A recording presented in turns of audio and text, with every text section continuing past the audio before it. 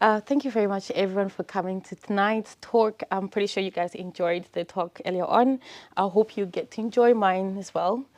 I just wanted to say thank you very much to Scott Logic and Finos for this opportunity to talk about open source from a different angle.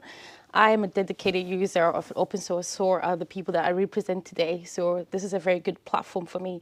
And today I'm going to talk about beyond barriers, so how we actually leverage open source in our community, but how you can support us to make sure that everyone fulfills their potential using open source. So what's in today? So ideally, the topic is just going to give you a better understanding of how open source can improve diversity and inclusion. I know the language around diversity and inclusion is quite thrown about, and some people are quite cynical. However, I'm hoping that from today's talk, you get inspired and think about things differently. I'm also going to talk about equity and how open source supports members within our community. And I'm going to touch on a bit about the benefits and the impact of open source. But think about the further improvements, the future improvements that we need to be thinking about when we do create more resources and more tools for different communities. And last but not least, thinking about how you can best support our community, maybe not my community, but it can be a community similar to mine as well. And then last but not least, thinking about some questions that you might have for me. I'm happy to take any questions at the end of the talk.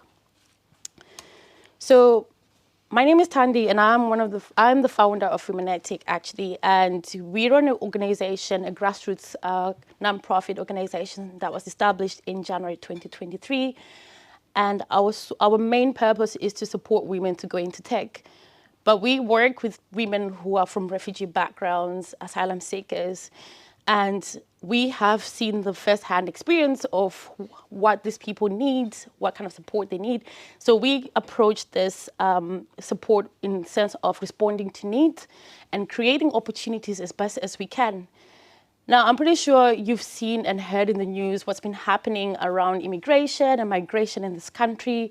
Unfortunately, this group of people have been neglected for so long, but they do bring a lot of skills, talent, potential that could be beneficial for us and our businesses and our organizations, etc. So we are actually a group of volunteers. I don't get paid to do this. This comes from a place of passion. And before this, myself and other volunteers, we've been supporting women within this community. I'm a person with lived experience. I've been through the asylum system, went into tech, and I also use my own personal journey to support these women. But also we've noticed that there's actually a gap when it comes to women being able to secure roles into tech or being able to elevate or move forward and progress towards their career goals. So what do we do at Womennetic? I'll just give a quick brief about what we do. We actually provide practical support because most of our members, we've got 52 members, and most of our members, they are victims of digital exclusion. They do suffer from digital poverty. So we actually do find ways to provide them with laptops, Wi-Fi, and give them as much support as we can. Then we also make sure that we provide them with software that they can use for what they want to use, and then courses that we create by ourselves or with other organizations. But then we solely focus on providing learning opportunities, so things like professional development and CVs, writing CVs. As much as some people might not notice this, a lot of people do struggle to write CVs. And then we also provide opportunities for external networks. So the last event that we got free tickets for was the Scottish AI Summit. We were able to support our members to go to this event. And also we open doors to open source communities. So for example, Python Glasgow, and then there's also GitHub community. Now, I'm also one of the co-organizers of Python Glasgow, and I'm going to talk a little bit about it as well. So what we also do is we provide transport support. So because some of our community members do have challenges with financial support, we provide like bus tickets, bus passes so that they are able to go to these places. And just to give you an overview of the severity of the problem, right? So right now in Scotland, we've got about 37,000 asylum seekers and refugees. That's a big number. And out of that 37,000, you've got 23,000 Ukrainians, and 43% of them are women. Now, the largest group from our members right now are people from Ukraine, and you'd be surprised that most of them were actually working in tech before they were forced to come into this country. And now that they're in this country, they now have to start from zero because they don't know where to start, where to go, how to secure a job, and this is the people that we support. But we also have another group of people who don't have any technical background. I never had any technical background, but there are some people who actually want to start their journey in tech, want to start learning to learn how to code, and we also provide that support for these people. Now, we've got a number of 15,910 women, and out of that number, we support 50, but I'm pretty sure the numbers are going to grow because we've only started doing this since January. And so I'm going to start by taking you through a journey, a story. I don't mean to make you emotional, but I just wanted to show you how our members use things like GitHub, use things like Postgres to support them with their codes as well. So here's an example of Madej. Madej is just a name, it's a pseudonym, but this is actually a person. She's 45 years old, she's from Iran, and she's never worked in her life. English is not her first language, and she receives £40 per week as an asylum seeker. But she's got the right to work. She's been given the right to work, but she can't work because she doesn't have employability skills. And she's been staying in a hotel for 4 months. She does suffer from mental health challenges such as trauma. Now, Madej is coming from an angle where she's never had done any tech experience, and she wants to learn how to code from scratch and secure a career in tech. And when she came to Womennetic, of course, we have to think about people's needs. So what are their needs? How can we remove these barriers so that they can be able to progress forward? So we do a little assessment and overview. We know that she's got language and literacy needs. We know that she's isolated. She needs to join a community or be part of a community. We know that she's unfamiliar with a lot of things in terms of professional language or rules, anything you can think of. We also know that she's got financial challenges as well as life experiences. So for someone who's never worked in their lifetime, it's going to be a different ballgame for them to be supported to come in. Now, Madej is one of the few people that have come into our community and they've managed to be able to contribute to a project. So how that works in summer is that when people come and they say they want to code or they want to be software engineers, we provide them with Free Code Camp. I don't know if you guys know about Free Code Camp. We provide them with a Free Code Camp account, and they can start learning HTML, JavaScript, and then go into the backend stuff. If they need more support, we can then provide other tools and resources. We also make sure that we provide them with GitHub accounts, and I'll talk a little bit more about that as well. So you've got Madej, who's been able to build some software skills so that she can actually put that into a project.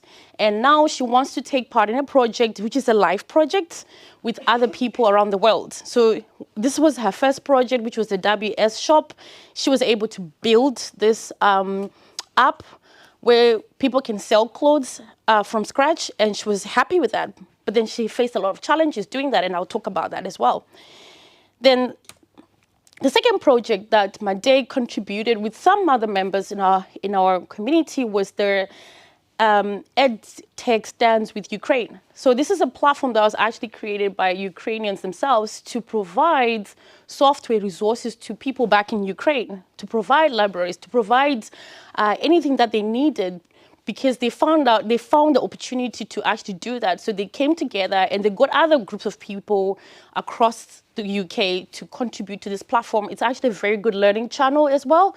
And what I like about this platform is I actually translated it into English. It's actually all in Ukraine, and it's beautiful. It's so beautiful. So let's talk about the product development. So as I mentioned before, that Madej, like everyone else, they've had to do some courses, and they've had to use GitHub. They have to use Git, Linux, Node.js, VS Code to be able to contribute their work together. But also, they've had an opportunity to be coached around agile methodology. And we've got volunteers that actually do that. They come in and support these women and support people in their projects, teach them how to run sprints, teach them how to conduct daily stand-ups, etc. So she's one of the very few people who've managed to get through to this point. Now, what are the challenges that Made and most of the people face? First and foremost is understanding the documentation and instructions. Now, I am a techie person, and I'm pretty sure everyone can relate to this, that when it comes to Git and commands, it's not easy. You have to learn and learn and learn. But for this group of people, it was a long journey because they struggled to understand the terms, they struggled to understand the instructions itself.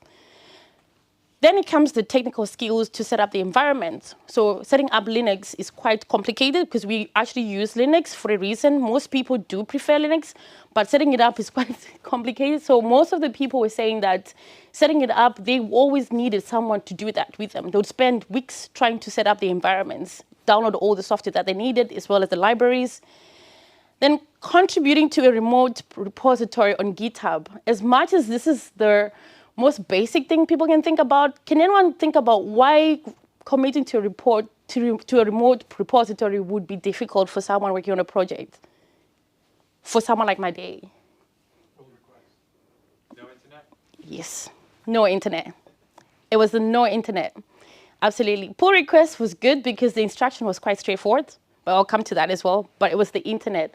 You find that in the project that they worked on, they were actually having troubles with internet. So even though we provided data, they still needed more support around that. So we had to make sure that we provided hotspots, like, for example, go to University of Glasgow or University of Strathclyde and actually work together so they could just, contribute to the repositories. Then the next thing is misinterpreting terms, for example, commit, branch, or merge. Now, this sounds like a very weird situation, right? But apparently in Asian countries, the word commit means to lure a woman in. It's not the best interpretation at all. Honestly, it's not. And this feedback, we actually got it through retros, through speaking to people, and they'll say, I don't like the word commit. And I'll say, why don't you like it? It's because that's offensive in my country. You don't say commit. Right? So can you actually see how someone interprets a different language and think, okay, I didn't even think about that. Even when she said merge, she's like, no, we don't say merge. No, we don't say merge. I'm like, okay, cool. So it took a lot of learning for them to actually understand what that meant in the GitHub language. And then the next thing is lack of knowledge, right? So you talk about lack of knowledge. We see logos, we see colors, we think, oh, these are good, they're good, right? But can anyone think about why people hate the Starbucks logo? Does anyone know why certain countries hate the Starbucks logo? The Starbucks logo in Mid-East countries, they actually interpret it as being aggressive. It's an aggressive logo, right? And then you've got other Islamic countries that actually say that in their own religious belief, that logo, anyone who supports that logo actually is not deemed to be part of the society. Then you've got people who believe that that logo is created by a company that supports guns in America, So you can actually see how people interpret a different logo, and we don't see it from that angle. We just see, wow, a nice logo. It brings so much, right? But it's the same thing with some of these logos that we have in the open source. Now, the color blue can signify a successful repository, right? But in Asian countries, it means death. It means death, yeah, it does mean death. Or it means that people are mourning. And I didn't really understand that until someone said it to me, to say, no, when I see that blue color, it means death. It's like, okay, so this is why this person wasn't doing what they were supposed to do during that code reviews. I'm like, oh, okay. So you see, you could actually think about, wow, I didn't even see things from that angle. And I've had some members in the community who say they don't want to meet in Starbucks because of the logo. It's because of the logo. They don't want to be seen in Starbucks. They don't want to be seen around Starbucks anyway. So you see how some cultures misinterpret things, but only when you know, that's when you actually think about, oh, I didn't even know that. But it's all about knowledge, right, and learning. Then another challenge that we faced was team collaboration and communication. I know that communication is the biggest thing that actually leads to projects failing or teams actually going into conflict. But when it comes to communication with different languages, it's so different because they don't understand how to pose the courtesy or how to approach each other. And this is one of the things that we picked up. But when it comes to code reviews, it was worse because when it came to code reviews, you could see how they couldn't sync together because they just didn't understand how to give each other feedback. And then things like poor bug reports, that was something else that was picked up, as well as friction and conflict. But more so, with all these challenges, that delayed the time of the project. So the time management wasn't on our side. They couldn't deliver their projects in the time frame that they had intended. And this demotivated them as well. So what did we do when we found out all these challenges? We thought about the solution. But is it really a solution? Let's find out. So we thought about bringing in other resources and tools to help them with interpretation. Does anyone know what this logo means or what does it represent? Because it's an open source logo. No, I'm not surprised. Pardon?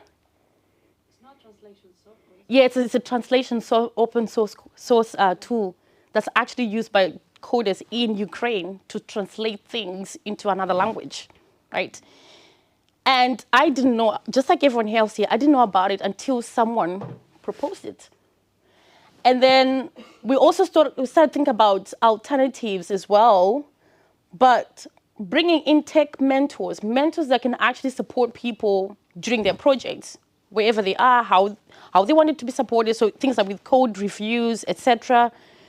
And we started increasing our feedback loops. So as I mentioned earlier on, when we did our retros, everyone was quiet. Is anyone a Scrum Master here? Does anyone do delivery or lead projects? How many times have you been in a retro and people are just quiet and you're just talking to yourself and you're asking people for feedback and they won't give it to you, right? That means there's a problem. That means there's a problem, right? It's not a good sign. And this is exactly what happens in our first feedback meetings. They'll never say anything. Never say anything, never say their problems. That's just how life is. People don't speak up. But until you actually establish that one-to-one support, that's when people can go into their vulnerabilities and talk about what's stressing them. So all these things we picked up just by having that one-to-one with them. And you'd be surprised that people were saying that some of this open source code is difficult. Those were the words that came out. It's difficult. It's difficult to use. And then access to open source communities. Yes, we started inviting people to go to Python Glasgow, to GitHub communities, but then there were challenges. So what was our learning? Of course, we did our feedback. We got our feedback. We thought we did well, but as you can see, the emojis, it's like we were just fighting a brick. It wasn't good feedback, no. And how do we know it wasn't good feedback? People stopped going to these open source communities. So for example, having a meetup like this, people just stopped attending. That's how you know people are not interested. Secondly, people were just saying, it's too hard, can we try something else? With one thing that I know about developers, if they don't like something, they will say, let's try something else. That's what they say, right? Let's try something else, right? But they won't say why, and that's what happened here. But then also, we could see that some people were saying that this tech thing is too much, I'm not interested. That's how you could see that people were struggling. So what was the problem? Because we didn't solve the problem, but what was the problem? Of course, time to delivery was extended, but overloading people with responsibilities. What do I mean by overloading people with responsibilities? So if someone gets another open source tool to interpret the language they're using, I've now given the person responsibility to learn that tool, but also teach other people at the same time whilst we're during the project. And you're thinking, okay, it's like going around in circles, right? Fine. And then the next thing you hear is that, as I said, the tools are difficult to use. The tools are difficult to use. And then you've got mentors like myself, like everyone here, who did not have any competencies on other tools as well. They knew what they knew GitHub, they knew Linux, but they didn't know anything about translation open source codes or open source tools. But then there's also the aspect of different languages where you've got people speaking Persian, Arabic, Ukrainian, and it's all a mess. But one thing that touched me was the isolation bit. When I thought that inviting someone to a community like this, they're going to learn, but no, they still felt isolated. They didn't find a sense of belonging. That's why people said in their feedback. We felt not wanted, not needed, not welcome. But then we don't think about these things when we invite people, right? We think it's a social event, but then some people don't see it that way. And next thing, the lack of engagement and interaction. So how can we solve the problem? Together, we need to do this, right? It cannot just be me. It cannot just be them. Everyone needs to do this. So I've just come up with a few pointers that I think could help you. So think about impacts against accessibility. Now, when we're creating products, we always think about accessibility, right? Which is beautiful, it's good. But we don't think about impact.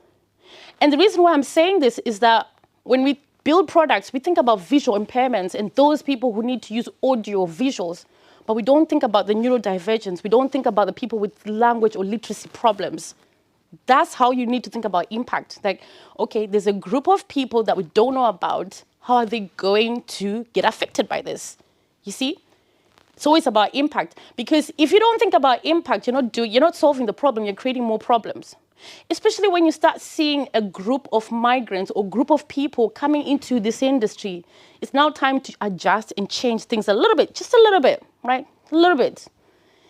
So when you look at accessibility, you need to look at accessibility needs, the people's needs, the users' needs, because most of us here working in a B2B business, B2B2C, it's good, save your businesses, but think about your end users, the people that are going to use your products. Moreover, think about the people that you've never been in contact with. So this is the part where you now need to do things like an extensive user research, going to demographics that you've never reached out to. Think about an old woman who's 90 years old. Can she actually understand what she's trying to do with your product? That's how you need to think about, right? The next thing is do things differently and explore new opportunities for learning. Now, I know this is something that a lot of people might be uncomfortable with. Sadly, people are not honest, even myself, right? Change is a big thing. But sometimes you need to do things differently. Now, I'll give you an example. I mentioned that I'm a co-organizer at Python Glasgow, right? And I proposed that in the next meetup, let's have someone speak in Arabic. Whatever they want to speak, come and speak in Arabic. The next person should speak in Punjabi. And at first people were just like, no, I don't think so. And I said, no, let's try something different. Why? Because our community is diverse. We cannot just keep doing things the same way. And guess what?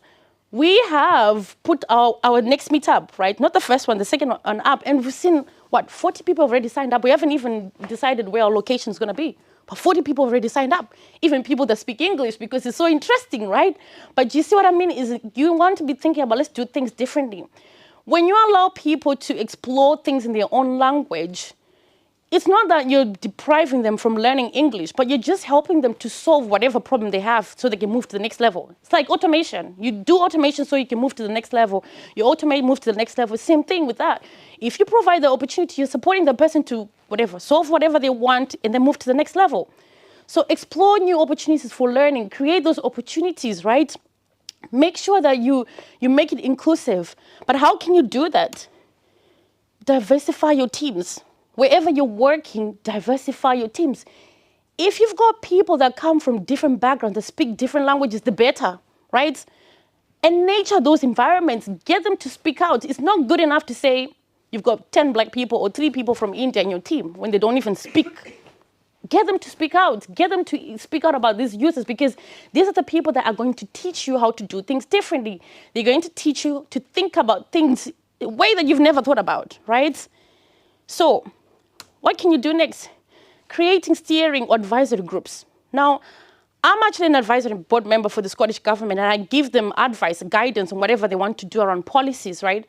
But if you're going to create a product or a feature, right? Let's talk about features.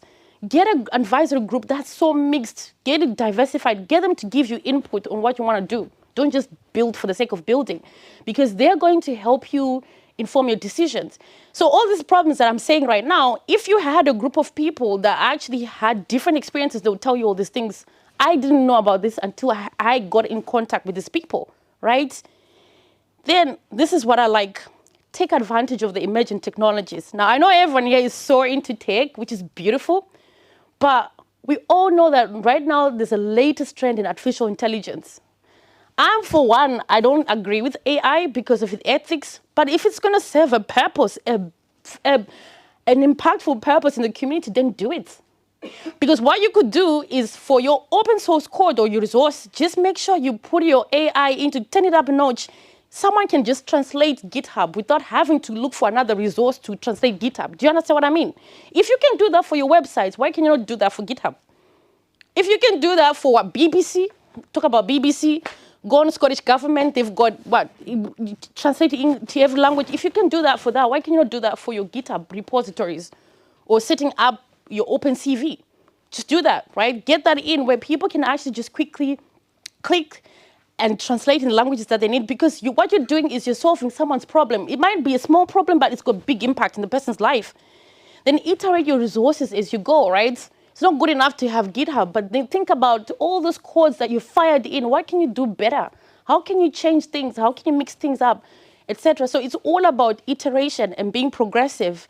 And this is why we think Womennetic would also help you as well in situations like that.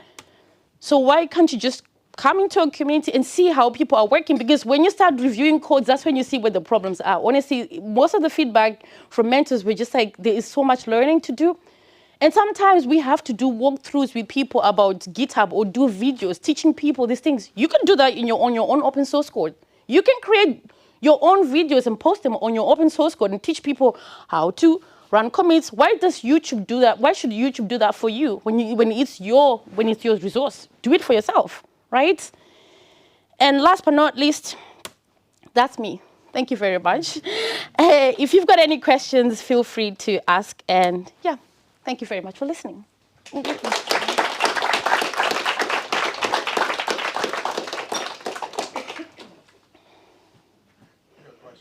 Thought about utilizing ChatGPT. Have you thought about utilizing ChatGPT with the people you're training? Just say, ask ChatGPT the question before you ask me, or like, utilize it that way? Yeah, so thank you very much for that question. I also got a question for you, right? Because you use ChatGPT. For you to use ChatGPT, how do you use your ChatGPT? You could ask it, should it be afraid of the Starbucks symbol? Yeah, but how would you do that? Just ask it. ChatGPT. Yeah. Because with ChatGPT, you need to give it a role, you need to give it a task, you need to give it a goal, right? You need to know that step, because you can't just say, give me Starbucks. Because it will say, is an AI language, I don't know anything. So you kind of like need to interact with it, right? But then for someone who actually struggles with English, they might not know how to even get that far. Do you understand what I mean? We do have people that use ChatGPT that the English is middle level. They use it with Jupyter. I don't know if you know about Jupyter, right? They use that with Jupyter. But it takes a long time to get them to get a question in. You see what I mean? And how they actually then get help is if they have someone who speaks their own language, they'll say, in Arabic, I don't know how they'll say it, the next thing they will do it because they've actually got someone who's able to translate that. So it's about the language. Same thing with anyone who speaks a different language. They need to understand something in their own language first so that they can understand how to do that in English. It's better, like Bing ChatGPT option and ChatGPT itself, you could ask a simple question. You should trial it, maybe, like even the developers in ours, like we've made our own AI kind of portal, so it's non-PII, but like it's being utilized everywhere in development, even Copilot as well. But then there's also... I'm just going to point out that one of the problems they haven't solved yet with ChatGPT and all of those AI technologies is they do still have problems with bias, they do still have problems with misinformation, and I think until those are solved entirely, I think having some more vulnerable people using it and relying on that tool is a dangerous combination. I think those need to be fixed before I'd point someone at it who could be deeply affected by some of the bias that exists within it. Bias within coding, though, it's not like there's no danger if you will. But, like, True. That's the thing with it's a good debate, like, ChatGPT. Yeah. So one of the challenges, because we actually had someone talk about ChatGPT, and one of the risks is that ChatGPT, you can't put personal data. You can't really. Yeah, it's open source, yeah, but then you can't really put personal data because you're putting the person at risk. Do you see what I mean? Yeah, I know. Yep. Thank you so much. That was really, really fascinating. I'm thinking that the people that you're working with, that all of the knowledge that they hold actually is a massive asset, and is so difficult, I think, for maybe like the community of your that, like, I guess we mostly belong to to access kind of that knowledge in the. I guess what I'm trying to say is, like, how do we combine those that knowledge that both of those communities share? How can we kind of help each other to make IT a more diverse place, and to also, like, use all of that knowledge that is there already, but, like, can't be shared so easily because of the barriers that we've been building up? Yep. That's a very good question, and that's been the problem in most, like, for the last few years, where these two communities will never merge. It's never been heard of, but the good thing about it is because things are changing, and some of the people that volunteer, for example, in my community, they have been through the process of going through challenges. They're now working as software engineers or data analysts, so they kind of know how to direct people or support people. Now, for people that don't have that shared lived experience, that want to come in, they can come in and look for opportunities to support people. A simple example is, you could even have someone who actually wants to create a CV, and all you do is teach them how to format the CV. That's as simple as it looks. But for some people, it's difficult to even get that far, to even write a CV, even though they've got so many, like, skills in R, like skills in in Excel, and you're thinking, how can I format this? That's where people like you come in and say, okay, because you've got these skills, you can even teach them how to even do it on ChatGPT. How to do that in ChatGPT to format it, but it's just that they need a little bit of hand to get that far. I'll give another example. We had a junior data analyst who came from Ukraine, and she came here and she was looking for a job, and she created this amazing CV, and she gave it to us, and it was 4 pages, and it had a picture, and it had an address, and we had to come in and say, no, love, reduce it to 2 pages, remove your picture, remove your address, teaching them the cultural norms that you don't put an address on your CV because you don't know who's going to handle your CV. This is how you present your projects, just that little push. And guess what? She's now working for Scottish Power. She got in because she got that support. And she got in. So it's about you coming in with an open mind and thinking about what skills you have as a person. You might not be the best at something, but you are always the best at something anyway. Think about your own skills. How can you help?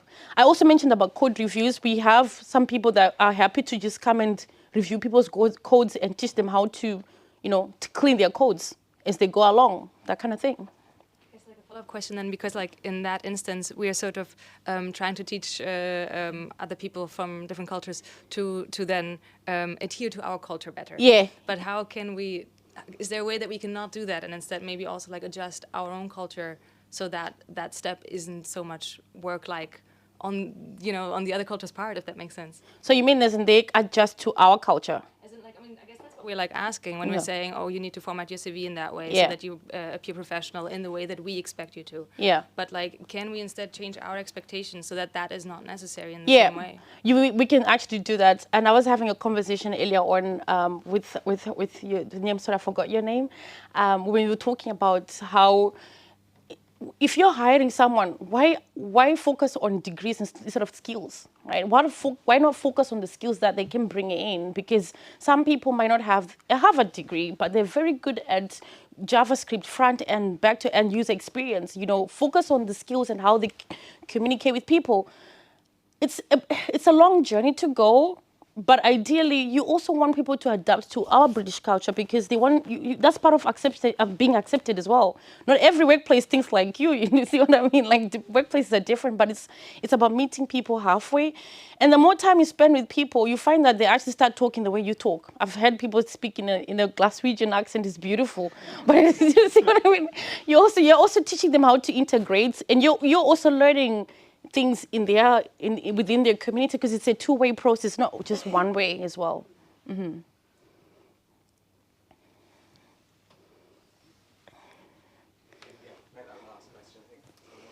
Yeah. So I think it's a really useful reminder for many of us who are very privileged to speak the English language as a first language that because of, predominantly probably because of Silicon Valley in America, a lot of technology is in English. Mm-hmm. So thank you for that kind of reminder and sort of the reminder that we need to be empathetic to other people that aren't in that position. The other thing I really wanted to know is, are you looking for sort of other people's mentors? Because I look for opportunities to help people get into tech in underrepresented backgrounds. So are you actively looking for mentors? How can people help you with this effort?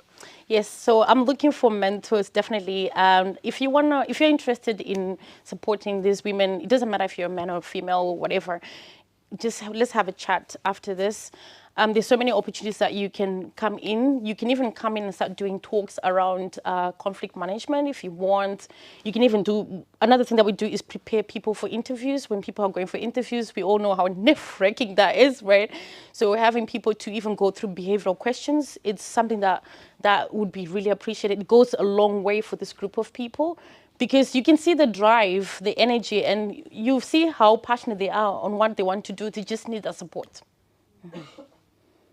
And if you're working on your GitHub, if anyone is working GitHub here, right, please, can you try and get a feature that doesn't require an internet access to push your repository, please? Thank you. Thank you.